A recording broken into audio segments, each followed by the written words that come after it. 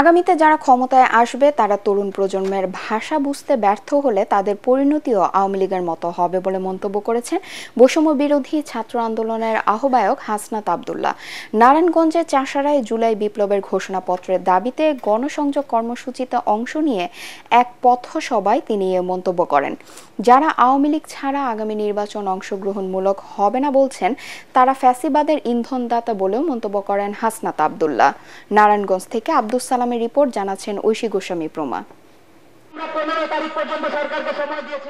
জুলাই বিপ্লবের ঘোষণাপত্রের দাবিতে গণসংযোগ কর্মসূচির অংশ হিসেবে নারায়ণগঞ্জের চাষারার কেন্দ্রীয় শহীদ মিনারে লিফলেট বিতরণ, গণসংযোগ ও পথসভা করে বৈষম্য বিরোধী ছাত্র আন্দোলন ও জাতীয় নাগরিক কমিটি।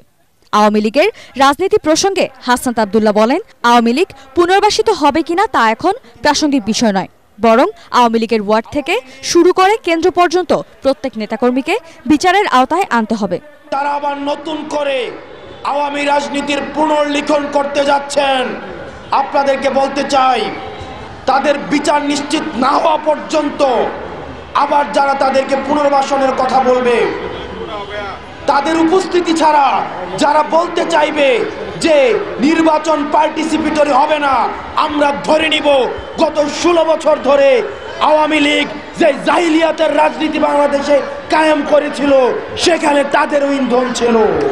এ সময় রাজনৈতিক ঐক্যমতের ভিত্তিতে জুলাই ঘোষণাপত্র তৈরি করবে বললেও এখন পর্যন্ত সরকার দৃশ্যমান কোনো পদক্ষেপ নেয়নি বলে অভিযোগ করেন এই সমন্বয়ক। অত্যন্ত পরিতাপের বিষয়, আজকে বিপ্লবীরা এই বিপ্লবের লিখিত দালিলিক স্বীকৃতির জন্য যে এখানে অপেক্ষা করছে, অন্যদিকে আজকে রাষ্ট্রযন্ত্র এই আওয়ামী পুনর্বাসনের জন্য বিভিন্নভাবে তারা প্রস্তুতি নিচ্ছে।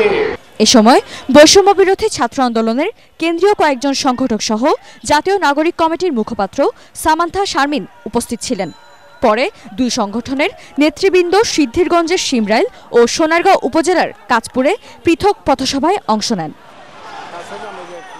ঐশী গোস্বামী প্রমা, এটিএন বাংলা।